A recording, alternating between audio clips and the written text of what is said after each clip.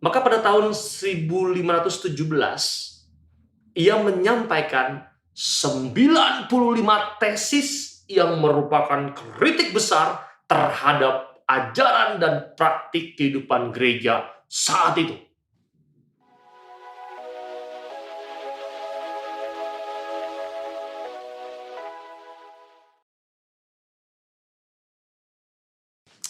Halo, saya Romo Gandhi. Kita ketemu lagi dalam Cerita Mogan. Cerita Mogan kali ini itu kita akan membahas tentang sejarah. Sejarah apa? Sejarah perpecahan gereja. Masa kelam gereja Katolik, sejarah perpecahan gereja. Teman-teman, banyak di antara kita yang bertanya mengapa ya kok sejarah kekatolikan gereja itu bisa pecah, bahwa ada sejarah gereja, ada perpecahan dalam gereja. Sebenarnya apa yang terjadi dulunya? Ada apakah? Itu yang memang menjadi kata kunci kali ini. Bahwa ada sejarah perpecahan gereja, lalu mengapa itu terjadi? Maka mari kita simak cerita Mogan kali ini. Teman-teman yang terkasih, sekalipun harus melewati masa penganiayaan yang berat, para rasul dan para penggantinya terus memberitakan Injil di seluruh wilayah Kekaisaran Romawi. Ini yang menjadi harus kita hargai dan bagi saya harus diacungi jempol. Bahwa keadaan apapun dalam penganiayaan yang berat, para rasul dan para penggantinya terus saja dengan gagah berani memberitakan Injil di seluruh wilayah Kekaisaran Romawi. Dan berkat pemberitaan mereka, terbentuklah banyak gereja yang tersebar di berbagai banyak tempat. Sebuah pergerakan, sebuah pemberitaan dalam kondisi atau masa yang tidak begitu menguntungkan, masa penganiayaan yang berat, para rasul dan para penggantinya terus bergerak memberitakan Injil. Dan ini yang pada akhirnya menjadikan banyak gereja tersebar di banyak tempat. Dalam perjalanan waktu, beberapa kota ternyata menjadi pusat pemerintahan gereja yang mempunyai pengaruh di wilayah sekitarnya. Misalnya di bagian barat Eropa terdapat Roma, sedangkan di bagian timur Asia terdapat Yerusalem, Antioquia atau Syria, dan juga Alexandria atau Mesir. Pengaruhnya menjadi pusat pemerintahan gereja dan mempunyai pengaruh. Roma, Yerusalem, Antioquia, Alexandria. Pada abad keempat, kalau kita masih ingat bahwa Kaisar Konstantinus itu memindahkan ibu kota kekaisaran dari Roma ke Bizantium, atau kita kenal Konstantinopel. Dan kota ini pun menjadi satu pusat gereja di bagian timur. Pemimpin umat di 5 pusat agama Kristiani itu seringkali disebut uskup di barat atau patriark di timur. Gereja yang 5 pusatnya itu membentuk satu gereja. Gereja yang 5 pusatnya itu membentuk satu gereja. Nah, ini yang menarik.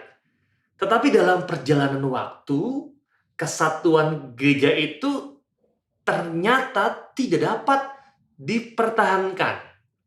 Maka setelah konsili Efesus tahun 431 menolak, ketika setelah konsili Efesus menolak ajaran Nestorius, para pengikutnya memisahkan diri dari gereja universal. Setelah konsili Efesus tahun 431 menolak ajaran Nestorius, para pengikutnya itu memisahkan diri dari gereja universal. Dan setelah konsili Kalsedon tahun 451 menolak ajaran Eutyches, gereja Mesir, Koptik, dan gereja Syria, Yakobit, memisahkan diri karena tidak dapat menerima keputusan dari konsili Kalsedon tersebut. Dan perpecahan kembali terjadi ketika pemimpin gereja Roma itu berselisih dengan pemimpin gereja Konstantinopel. Ada masa sebuah keputusan-keputusan konsili itu menghadirkan perpecahan. Terlebih juga perpecahan terjadi ketika pemimpin gereja Roma itu berselisih dengan pemimpin gereja Konstantinopel. Dan pemimpin gereja Roma itu menghendaki agar gereja dipimpin oleh para uskup dan paus sebagai uskup Roma yang memimpin dan menyatukan semua uskup tersebut. Sebaliknya, gereja Konstantinopel itu menghendaki agar kelima pusat gereja itu memiliki wewenang yang sama. Sudah ada perbedaan. Yang satu, gereja Roma, kita itu menghendaki seluruh gereja itu dipimpin oleh satu pimpinan yang memimpin dan menyatukan semua uskup. Sedangkan gereja Konstantinopel menghendaki agar kelima pusat gereja itu memiliki wewenang yang sama. Masing-masing mempunyai wewenang yang sama. Dan perselisihan ini itu berujung dan mengalami perpecahan besar yang terjadi pada tahun 1054, Barat, Roma, dan Timur. Barat itu Roma, dan Timur itu terdiri dari Yerusalem, Alexandria, Antioquia, dan Konstantinopel. Ada perpecahan besar. Barat dan Timur. Barat itu Roma, Timur itu terdiri dari gereja Yerusalem, Alexandria, Antioquia, dan Konstantinopel. Nah, dalam perjalanan waktu, kebobrokan yang terjadi dalam gereja Roma menjadi juga sangat memperhatikan. Sudah pecah, dalam perjalanan waktu, ternyata gereja Roma juga mengalami kebobrokan yang sangat memperhatikan, memprihatinkan. Dua hal yang dapat disebutkan dalam cerita Morgan kali ini adalah, Anda pasti menebaknya, itu terjadinya yang namanya simonia. Simonia itu adalah penjualan jabatan dalam gereja dan juga penjualan indulgensi. Indulgensi apa? Orang dapat menghindari hukuman akibat dosa dengan memberikan sejumlah uang kepada gereja. Kalau Anda mau mengenal indulgensi lebih jauh lagi, ada dalam cerita Morgan yang sebelumnya. Tonton baik-baik sehingga dapat memahaminya. Di sini kebobrokannya begitu besar. Yang pertama yang terjadi adalah penjualan jabatan dalam gereja dan juga penjualan indulgensi. Nah, selanjutnya, seorang rahib Ordo Santo Agustinus dari Jerman yang bernama Martin Luther.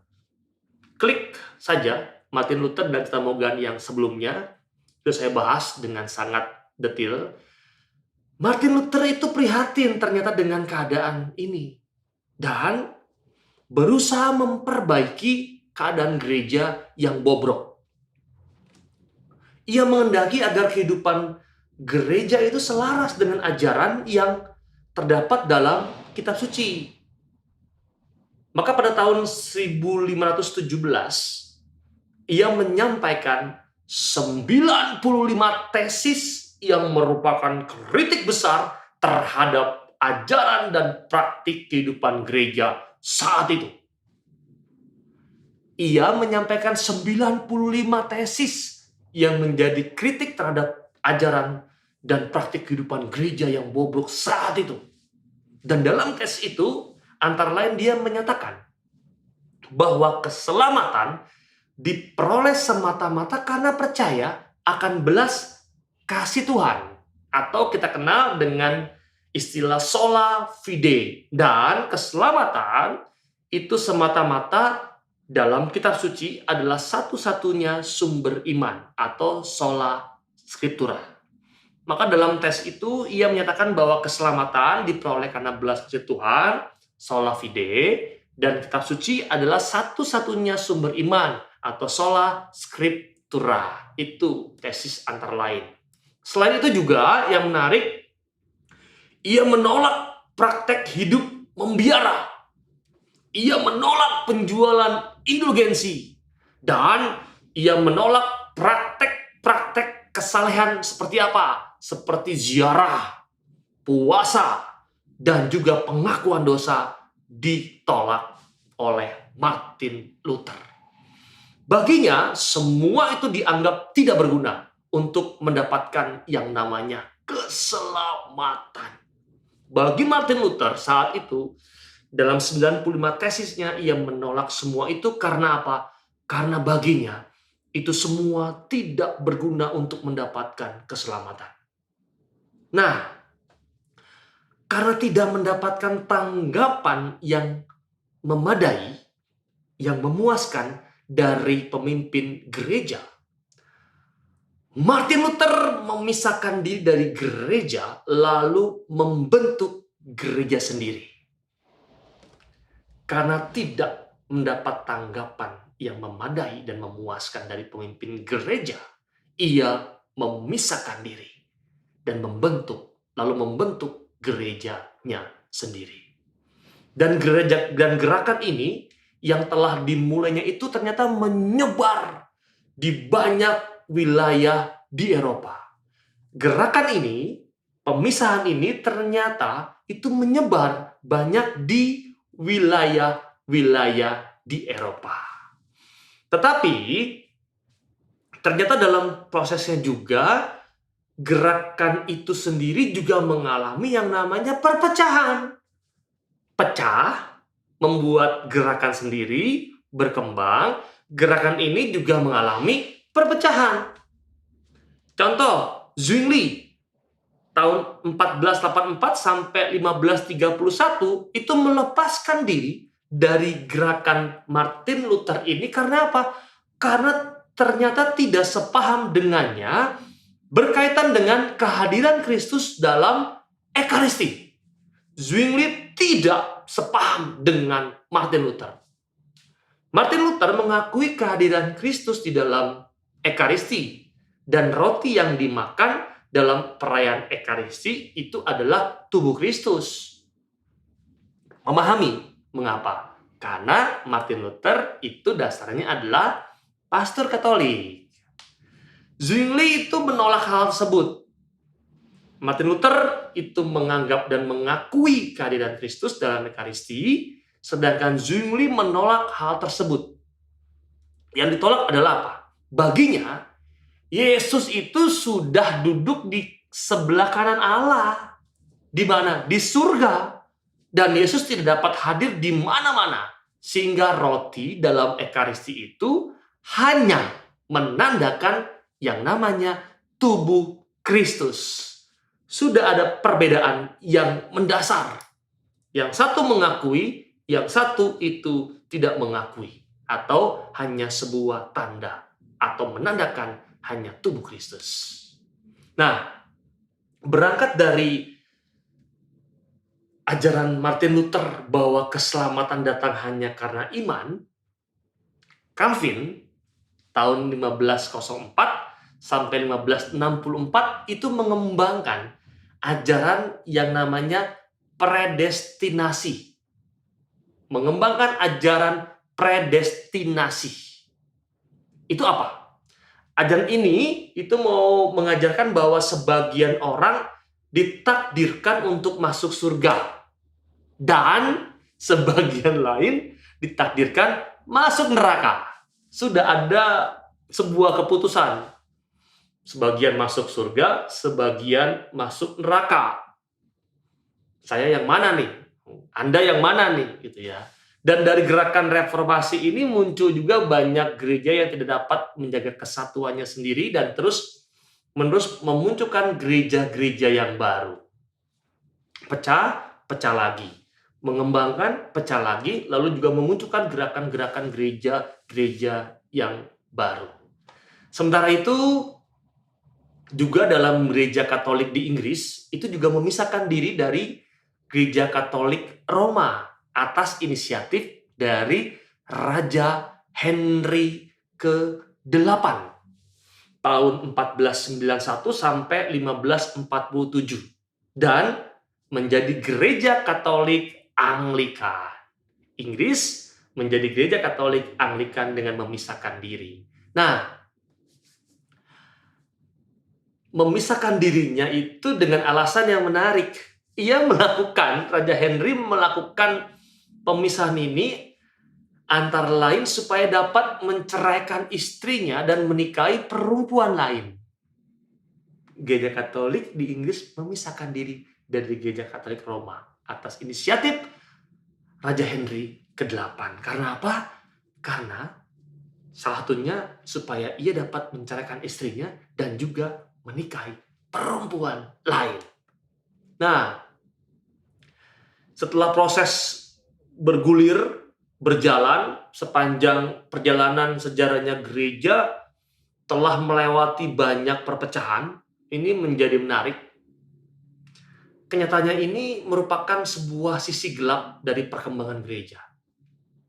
Kesadaran bahwa semua warga gereja disatukan oleh iman akan Yesus Kristus telah membangkitkan gerakan ekumene. Sepanjang perjalanan sejarahnya gereja telah melewati banyak perpecahan. Kenyataan ini merupakan sisi gelap dari perkembangan gereja. Sehingga muncul sebuah kesadaran bahwa semua warga gereja itu disatukan oleh iman akan Yesus Kristus dan pada akhirnya itu memunculkan sebuah gerakan ekumene. Gerakan ekumene ini dimaksudkan untuk menemukan kembali kesatuan para pengikut Kristus yang tersebar dalam banyak gereja tersebut. Dan kita tahu berbagai cara telah ditempuh untuk mewujudkan hal itu. Satu langkah penting yang telah dicapai dalam gerakan ekumenis di Indonesia adalah diterbitkannya satu kitab suci yang dipergunakan oleh sebagian gereja yang ada di negeri ini. Itu sekilas sejarah perpecahan gereja yang memang ada. Dan kita harus mengakui bahwa gereja itu juga pernah masuk dalam masa kelam. Terus memperbarui diri dalam iman akan Yesus Kristus dan sampai saat ini kita mengimani dan terus berjuang untuk memperbaiki dalam nama Yesus. Segitu saja sejarah perpecahan gereja. Semoga Anda semakin memahami bahwa sejarah itu ada, sejarah itu benar. Maka sekarang mari kita juga bersama-sama membuat itu menjadi sesuatu yang baik. Supaya sejarah yang lama itu menjadi pembelajaran yang baik bagi kita untuk pada akhirnya menemukan kebenaran yang benar. Semoga membantu Anda dalam setiap proses penemuan jawaban akan segala sesuatu. Kita ketemu lagi dalam cerita Mogan yang berikutnya. Saya Romo Gandhi, salam.